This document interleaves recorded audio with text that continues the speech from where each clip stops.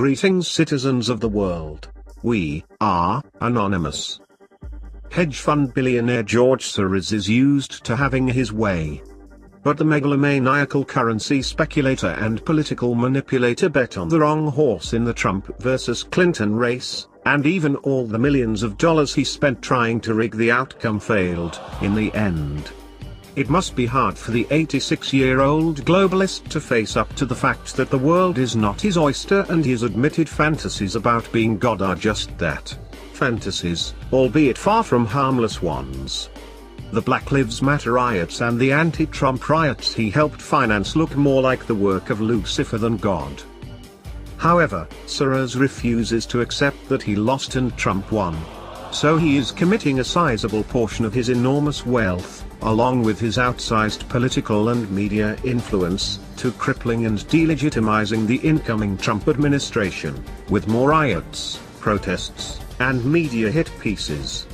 Within hours after Trump had been officially named the victor, the Soros-funded renter mobs were causing mayhem in streets all across America.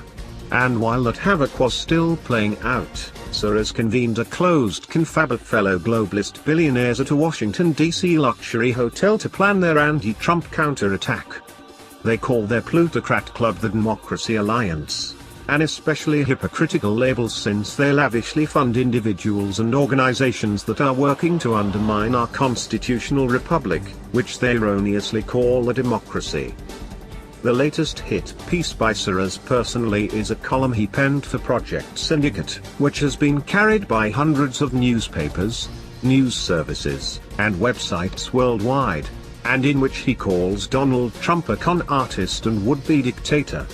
The December 28th column, entitled Open Society Needs Defending, begins with a lengthy lead-in subtitle, Open Societies Are in Crisis, and various forms of closed societies, from fascist dictatorships to mafia states, are on the rise.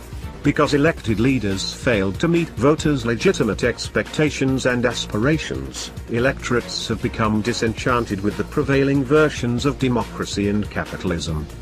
Soros then brings his personal history to bear on the threat posed by today's ascendant populists.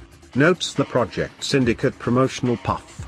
Soros writes, I am an 86-year-old Hungarian Jew who became a US citizen after the end of World War II. I learned at an early age how important it is what kind of political regime prevails. The formative experience of my life was the occupation of Hungary by Hitler's Germany in 1944. I probably would have perished had my father not understood the gravity of the situation. He arranged false identities for his family and for many other Jews. With his help, most survived.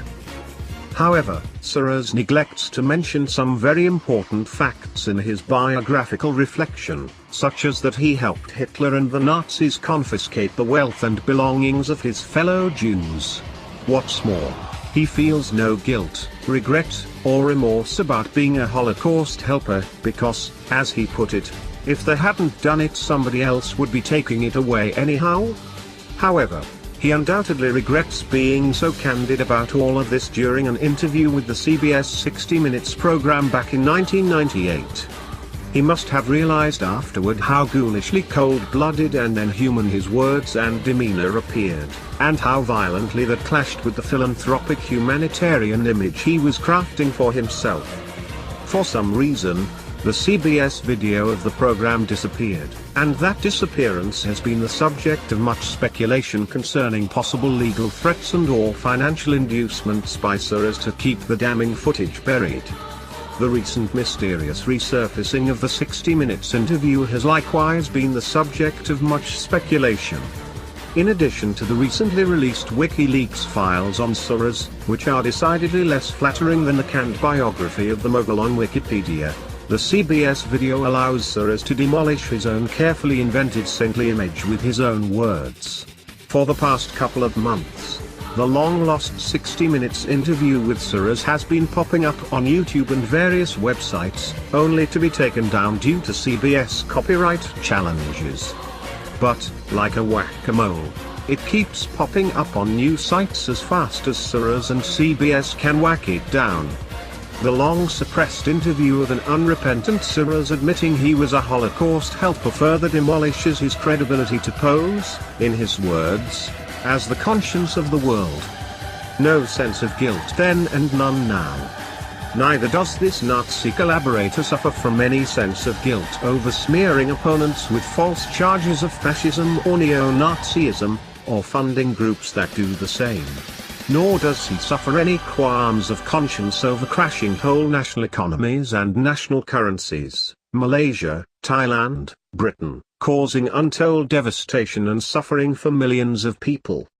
Besides, a few $1 million in grants to activist NGOs and media groups usually suffices to repair any of the PR damage done by his predatory practices. Most likely, it is his deity complex that prevents him from ever experiencing feelings of guilt. After all, if one is God, what is there to feel guilty about? But mortals who think they're divine invariably suffer in other ways. Next to my fantasies about being God, I also have very strong fantasies of being mad, Soros once admitted to a British television audience. In fact, my grandfather was actually paranoid. I have a lot of madness in my family. So far I have escaped it. Has he really escaped it? Many would disagree. His madness seems quite apparent. In addition to his most recent rant against Trump, he has turned Project Syndicate, his own media platform, into a non-stop free fire zone aimed at the president-elect by left-wing public intellectuals such as Carl Bildt, Jorge Castaneda, Barry Eichengreen, Richard Haas, Joschka Fischer, Brad DeLong, Peter Singer, J.V. Solana, and dozens of others. The 60 Minutes interview is well worth tracking down and well worth watching, before it gets permanently deep-sixed down the memory hole. Together with everything else that has come out on Soros in the intervening years, it provides more than enough evidence to banish the megalomaniacal mogul from all civil society and provide him with a padded cell where he can contemplate and celebrate his divinity without wreaking havoc on all mankind. We are anonymous.